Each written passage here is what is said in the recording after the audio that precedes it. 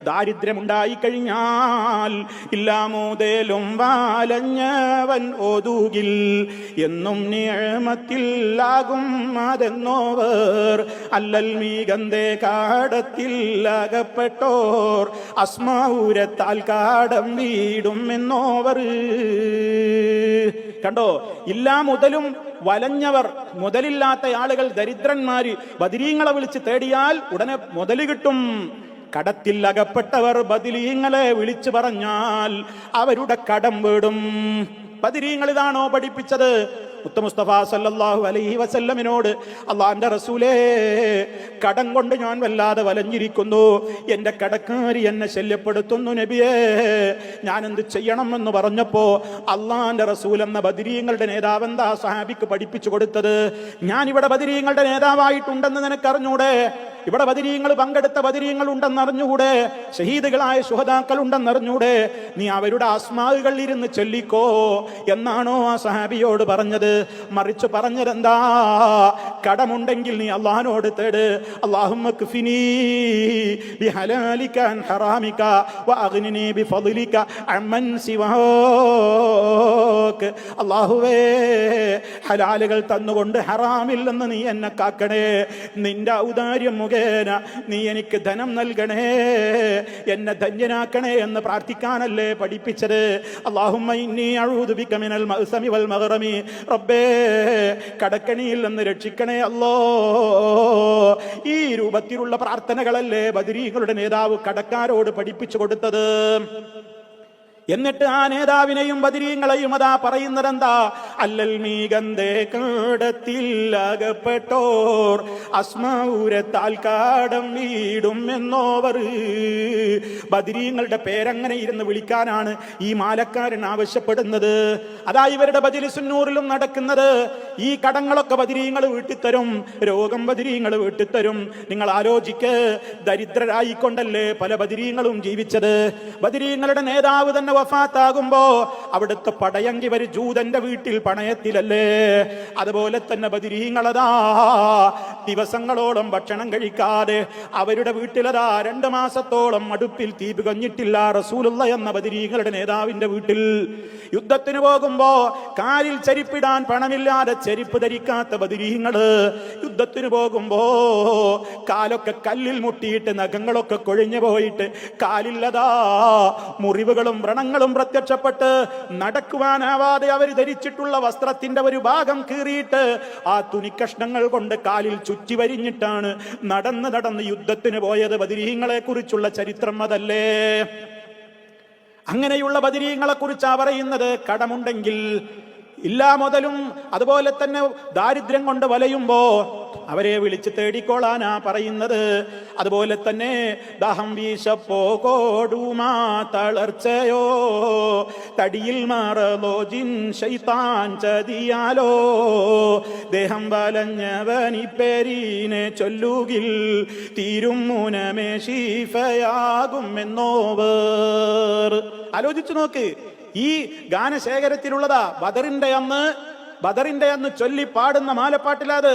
ദാഹവും വിശപ്പും കൊടുമയും തളർച്ചയൊക്കെ ഉണ്ടാവുമ്പോ ബദരീങ്ങളേന്ന് വിളിച്ചോന്ന്. ഇവിടെ ബദരീങ്ങൾ ദാഹിച്ച് നടന്നവരാണ്, ബദരീങ്ങൾ വിശപ്പ് സഹിച്ചവരാണ്.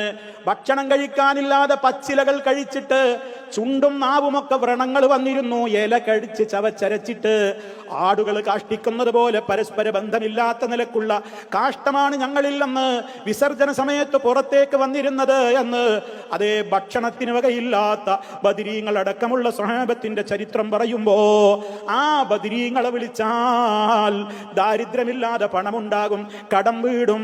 അതുപോലെ തന്നെ രോഗത്തിന് എന്തെങ്കിലും പ്രയാസങ്ങളുണ്ടോ, മഹാമാരികൾ വരുമ്പോ ബദരീങ്ങളെ എന്ന് വിളിച്ചോ. ഇതാ മജ്‌ലിസുന്നൂറിൽ പഠിപ്പിക്കുന്നത്, ഇതാണ് ഇവരുടെ ബദർമാലയിൽ പഠിപ്പിക്കുന്നത്.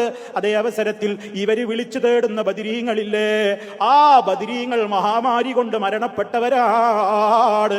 ആലോചിച്ചു നോക്ക്, ബദറിൽ പങ്കെടുത്ത ഷഹീദുകൾ, ആ ഷഹീദുകൾക്ക് പുറമെ പിൽക്കാലത്ത് ജീവിച്ച സഹാബിമാർ അബൂ ഉബൈദത്തുൽ ജറാഹ് റളിയല്ലാഹു അൻഹു, ബിലാൽ റളിയല്ലാഹു അൻഹു, അതുപോലെയുള്ള പല സഹാബിമാരും പ്ലേഗ് ബാധിച്ചുകൊണ്ട് മഹാമാരി, ആ കാലഘട്ടത്തിലെ മഹാമാരി ബാധിച്ചുകൊണ്ട് അവർ മരിച്ചവരാ. അവർക്ക് ഒരുപാട് പ്രയാസങ്ങൾ ഉണ്ടായവരാണ്. ഒരുപാട് രോഗങ്ങൾ വന്നുകൊണ്ട് ആയിരക്കണക്കിന് സഹാബിമാര് മരിച്ചു വീണിട്ടുണ്ട്. ആ ബദരീങ്ങളോട് വിളിച്ചുകൊണ്ടാണ് മഹാമാരിയിൽ നിന്ന് കാവല് തരണേ, ശിഫ തരണേ എന്ന് തേടുന്നത്. ഇതൊക്കെ അവർക്കതിന് കഴിയൂല. അവർക്ക് അവരുടെ തടിയെ തന്നെയും രക്ഷപ്പെടുത്താൻ അവർക്കായിട്ടില്ല. ശത്രുക്കൾ അവരെ വെട്ടിക്കൊന്നപ്പോൾ അത് തടുക്കാൻ അവർക്കായിട്ടില്ല. അതൊന്നും അവരുടെ പോരായ്മയല്ല, അവർക്കുള്ള മഹത്വമാണ്. കാരണം അവരൊക്കെ സൃഷ്ടികളാണ്. ബദരീങ്ങളിൽപ്പെട്ട ആളായ ഉമർ ഖത്താബ് റളിയല്ലാഹു അൻഹുവിനെ സുബഹിന്റെ സമയത്തല്ലേ മിഹ്റാബിൽ നിസ്കരിക്കാൻ നോക്കുമ്പോ ശത്രു കുത്തി വീഴ്ത്തുന്നത്. ആ ശത്രുവിനെ തടയാൻ വേണ്ടി ചെന്ന 10-13 ബദരീങ്ങളെയും അവൻ കുത്തിപ്പരിക്കേൽപ്പിച്ചില്ലേ? 5-6 ബദരീങ്ങൾ അവിടെ വെച്ച് തന്നെ ഷഹീദുകളായില്ലേ? ബദരീങ്ങളുടെ കൂട്ടത്തിൽ പ്രശസ്തനായ ഉമർ ഖത്താബ് റളിയല്ലാഹു അൻഹുവിനെ തന്നെ കൊല്ലാൻ വേണ്ടി കാത്തിരിക്കുന്ന ശത്രുവിനെ ഇരുട്ടത്ത് കാണാൻ കഴിഞ്ഞോ? ആ ശത്രുവിനെ, ഒളിഞ്ഞിരിക്കുന്ന ശത്രുവിനെ പിടിച്ചു കെട്ടാൻ വേണ്ടി മറ്റു ബദരീങ്ങൾക്ക് കാണാൻ കഴിഞ്ഞോ? അവനോടുള്ള ഏറ്റുമുട്ടലിൽ വരെ കുറെ സഹാബിമാര് ഷഹീദുകളായില്ലേ? ഉസ്മാൻ ഇബ്നു അഫ്ഫാൻ റളിയല്ലാഹു അൻഹുവിന്റെ വീട്ടിൽ കയറിയിട്ടല്ലേ ശത്രുക്കൾ താടിക്ക് പിടിച്ചുകൊണ്ട് കഴുത്തറുത്ത് കൊന്നത്? ബദരീങ്ങളിൽപ്പെട്ട ഉസ്മാൻ റളിയല്ലാഹു അൻഹുവിനെ വെള്ളം പോലും മുടക്കിയില്ലേ? വെള്ളം പോലും കിട്ടാതെ നോമ്പുകാരനായി കൊണ്ടല്ലേ മഹാനായ ഉസ്മാൻ ഇബ്നു അഫ്ഫാൻ റളിയല്ലാഹു തആല അൻഹു ഷഹീദായത്? ബദരീങ്ങളിൽപ്പെട്ടയാളല്ലേ?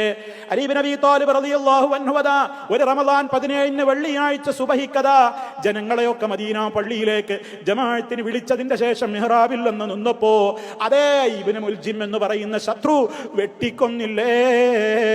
ആലോചിക്ക്, അദ്ദേഹവും ഷഹീദായി. ബദറിൽ പങ്കെടുത്ത നേതാവല്ലേ? ഇങ്ങനെ എത്രയെത്ര നേതാക്കന്മാരെ വെട്ടിക്കൊന്നിട്ടുണ്ട്. ത്വൽഹത്ത് റളിയല്ലാഹു അൻഹു, സുബൈർ റളിയല്ലാഹു അൻഹു, ഇവരൊക്കെ ബദരീങ്ങളിൽ പ്രശസ്തരാണ്. സ്വർഗമുണ്ടെന്ന സുവിശേഷം ലഭിക്കപ്പെട്ട നേതാക്കളാണ്. ഇവരെയൊക്കെ ശത്രുക്കൾ വകവരുത്തിയിട്ടുണ്ട്. അവർക്കാർക്കും അത് തടയാൻ സാധിച്ചിട്ടില്ല. 10-14 ബദരീങ്ങളെ ബിർ മഊന എന്ന സ്ഥലത്ത് വെച്ചുകൊണ്ട് കാഫിറുകൾ വെട്ടിക്കൊന്നിട്ടുണ്ട്. പിൽക്കാലത്ത് യമാമ യുദ്ധത്തിൽ വെച്ച് 22 ബദരീങ്ങളെ ശത്രുക്കൾ വെട്ടിക്കൊന്നിട്ടുണ്ട്. അവർക്കൊന്നും അവരുടെ നേരെ വരുന്ന അപകടത്തെ പോലും തടുക്കാൻ കഴിഞ്ഞില്ല. കാരണം അത് മനുഷ്യരുടെ കഴിവിന്റെ പരിമിതിയാണ്, പരിധികളാണ്. അവർക്കൊക്കെ റബ്ബ് ഒരുക്കി വെച്ചിട്ടുള്ള ജന്നത്തിലേക്ക് അവരുടെ ആത്മാക്കൾ അങ്ങ് പറന്നുപോയി. ഇന്നും സ്വർഗത്തിൽ റഹ്മാനായ റബ്ബിന്റെ അടുക്കൽ വിഭവങ്ങൾ ആസ്വദിച്ചുകൊണ്ട് അവരതാ ഉല്ലസിച്ച് അവർ ജീവിക്കുന്നു. പക്ഷേ അവരാരും ഇന്ന് നമ്മുടെ വിളി കേട്ട് നമുക്ക് ഉത്തരം ചെയ്യാൻ ഈ ഭൂമിയിലേക്ക് മടങ്ങി വരുന്നവരല്ല. അവരത് പഠിപ്പിച്ചവരുമല്ല. ആ ആദർശത്തിന് എതിരെ പോരാടിക്കൊണ്ട് മരിച്ചവരാണ് അവരെന്ന് നമ്മൾ മനസ്സിലാക്കണം. അപ്പൊ ബദറുമാലയിലും ബദരീങ്ങളുടേതായ ആ രൂപത്തിലുള്ള പ്രത്യേകമായ കാര്യങ്ങളൊക്കെ പറയുന്നതും എന്തിനു വേണ്ടി തന്നെയാണ്? എല്ലാം ഈ സമൂഹത്തെ ശിർക്കിലേക്ക് കൊണ്ടുപോകുവാനാണ്. അതുകൊണ്ടാ ഓർമ്മപ്പെടുത്തുന്നത്. അവരാരും ഇത് പഠിപ്പിച്ചവരല്ല. അവര് നമുക്ക് പഠിപ്പിച്ചു തന്ന ആദർശം എന്താണെന്ന് ബദരീങ്ങളുടെ നേതാവ് തന്നെ പ്രഖ്യാപിച്ചത് അല്ലാഹ് പറയുന്നില്ലേ? ഖുൽ ഇന്നമാ അദഉ റബ്ബീ വലാ ഉശ്രികു ബിഹി അഹദാ. ബദരീങ്ങളുടെ നേതാവായ റസൂലുള്ളാഹിനോട് അല്ലാഹ് കൽപ്പിച്ചതാണ്, നബിയെ പ്രഖ്യാപിക്കൂ, ഇന്നമാ അദഉ റബ്ബീ, ഞാൻ എൻ്റെ റബ്ബിനെ മാത്രമേ വിളിച്ചു പ്രാർത്ഥിക്കുകയുള്ളൂ, അവനിൽ ഞാൻ ഒരാളെയും പങ്കു ചേർക്കൂല. ആദർശമാണ് ബദരീങ്ങളുടെ നേതാവ് പഠിപ്പിച്ചു കൊടുത്തത്. അതാണ് ബദരീങ്ങൾ മുഴുവനും പ്രവൃത്തിപഥത്തിൽ കൊണ്ടുവന്നത്.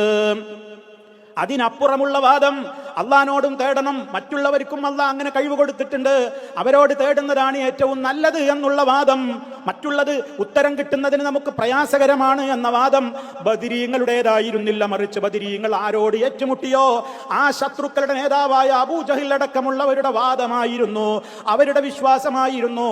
അവരെയാണിപ്പോൾ ഈ ബദർ സ്നേഹവാദികൾ പിൻപറ്റുന്നത് എന്ന ഗൗരവത്തോടെ ഓർക്കണം. ഇതാരെയെങ്കിലും ആക്ഷേപിക്കാനല്ല പറയുന്നത്, ഇത് പരലോകത്തിന്റെ കാര്യമാണ്. നാളെ മഹ്ശറിലെത്തുമ്പോൾ അള്ളാഹു പഠിപ്പിച്ച ആദർശത്തിനെതിരെ ആ നേതാക്കന്മാരെ തന്നെയും അവരെ തന്നെ കരുവാക്കി അവരോട് തന്നെ വിളിച്ചു പ്രാർത്ഥിച്ചുകൊണ്ട് ഈ വിരോധാഭാസം തീർക്കുന്ന ആളുകളൊന്ന് ചിന്തിക്കാനാണ് സ്നേഹത്തോടെ ഈ കാര്യങ്ങൾ ഓർമ്മപ്പെടുത്തുന്നത്. പലപ്പോഴും കേൾക്കുന്ന ചിലർക്കെങ്കിലും തോന്നാറുണ്ട്, ഈ മാലപ്പാട്ടുകളും ഈ മൗലിദ് കിതാബുകളും ഒക്കെ എടുത്തുപോയില്ലേ, നാട് നീങ്ങിയില്ലേ ഈ നാട്ടിൽ നിന്ന് വെറുതെ തോന്നുകയാണ്. നിങ്ങളതാ സോഷ്യൽ മീഡിയകളിൽ നോക്കൂ, അധുനാ പുരാതന രീതികളിൽ ട്യൂണുകളിൽ അതാ ബദർ മൗലിദും ബദർ മാലയും ഒക്കെ ഇപ്പോഴും അതാ രംഗപ്രവേശം ചെയ്തുകൊണ്ടിരിക്കുകയാണ്. ഇത് പഠിച്ചിട്ടും മ്യൂസിക്കോടെയും അല്ലാതെയും ആടിത്തിമർക്കുകയാണ്. ഇതൊക്കെ എന്തിനു വേണ്ടിയാ? നിങ്ങൾക്ക് കാവല് വേണോ? നിങ്ങൾക്ക് പ്രതിസന്ധികൾ തീരണോ? രോഗശിഫ കിട്ടണോ? കുഞ്ഞുങ്ങളുണ്ടാകണോ?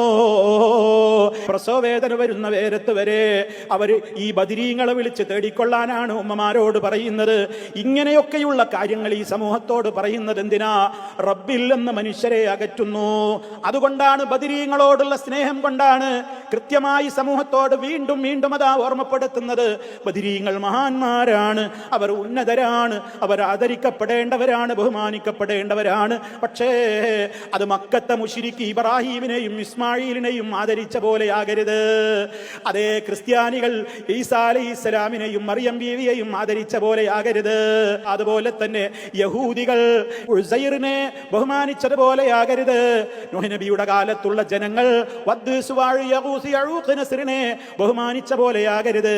മറിച്ച് ആ ബദരീങ്ങൾ ഏതൊരു ആദർശമാണോ നമ്മോട് പഠിപ്പിച്ചതെങ്കിൽ ആ ആദർശത്തിൽ ഊന്നിക്കൊണ്ട് ജീവിക്കലാണ് അവരോടുള്ള സ്നേഹം.